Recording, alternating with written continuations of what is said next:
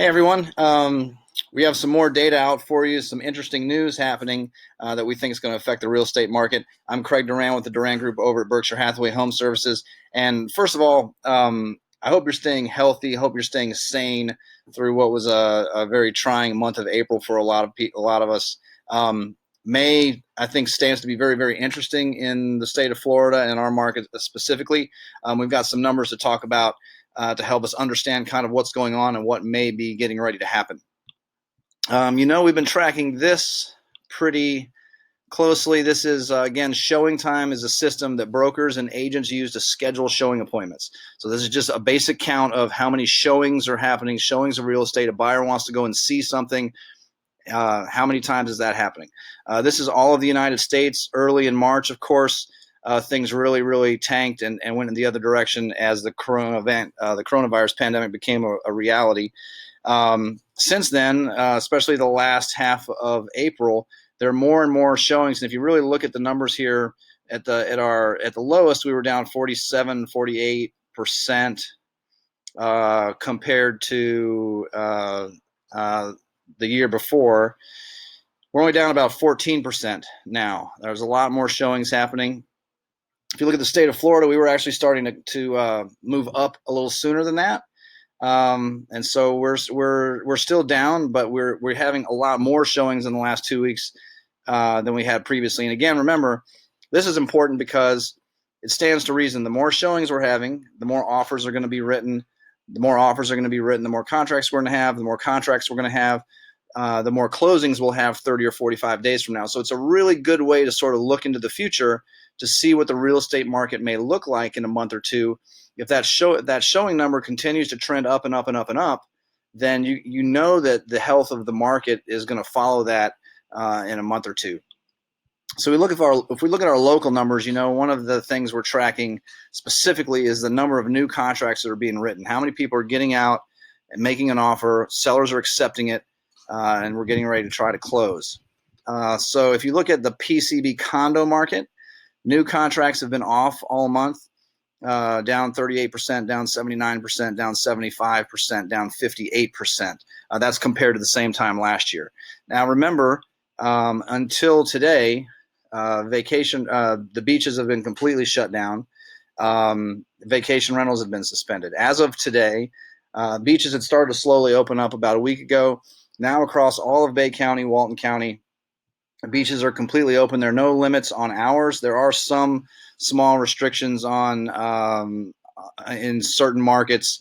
For example, no beach service, no vending, no vending on the beach. But for the most part, you can get out 24 hours a day. The governor still has vacation rentals suspended. It'll be interesting to keep up with that. But when we look back at the PCB condo market, it'll be interesting to follow if beaches and sorry, I failed to mention also, of course, now as of today, retail is opened up in our market. Restaurants are opened up, both with some restrictions, but things are open. Things are opening up in our area. So it'll be very interesting to see this month how many new contracts are written, how many people are going to try to get to the area, feeling that things are more normal. And look at buying a second home, vacation rental, something like that. If you look at the housing market in Panama City Beach, not surprising maybe that it's down, but not down quite as much. Down 56%, down 70%. But the second half of the month, remember, as we started to have more showings, as people felt a little bit better about at least what their situation was, 17% down in the third week, down 19%, really, really similar. So we're selling if you think about that in terms of financial markets, we're really only off 17 or 19% in home sales at a time where things are much, much worse for a lot of different industries out there. If you look at the 30A market, new contracts written are still off. It's very similar to the Panama City Beach condo market, down 80%, down 67%, down 61%. A little bit of an uptick in the very last week, up only down 43%. And so it'll be interesting again. Remember now, May 1st, beaches open with some restrictions, but open 24 hours a day. Retail, restaurants open. Again, there's some restrictions, but I think we'll all adjust to all these things. And so as things become more normal feeling, it'll be interesting to continue to watch the numbers. Showings are up. People are feeling more confident that they can get out and look at something. I think what will really, really affect a couple of those markets we just looked at is if and when the vacation rental ban is lifted. I think there are a lot of people trying to get to our area. I think there are already people are already coming down this weekend. You can still stay in a hotel. You can stay in a motel. Resorts you can stay in. You can't stay in, I think it's any of the condominium complexes unless you're an owner. Don't quote me on that. I don't have that exact ordinance right in front of me. But for the most part, it's very encouraging to see as little things start to open. The real estate market's going to be affected by that. This isn't a commentary on whether we should or shouldn't. This is just kind of translating what is happening. And so you see as these numbers, I think what we're seeing looking at all of this in the last 2 weeks, people have felt better about things generally. I think late March, early April, people were really even afraid to get out and look at a house. I think still there's plenty or a big contingent of people that still feel that way. There's also a contingent of people that are out and willing to do some things. And it'll be really interesting to see if how the beach is opening up and retail and restaurants opening up, how that affects things. We know there are people that are trying to come down and are anxious to come down to look at things, to make purchases. Plenty of people just need to see that in person. So I hope you guys found this helpful. It's, I think, encouraging to see that real estate is only off so much in markets where you can get out and look easily.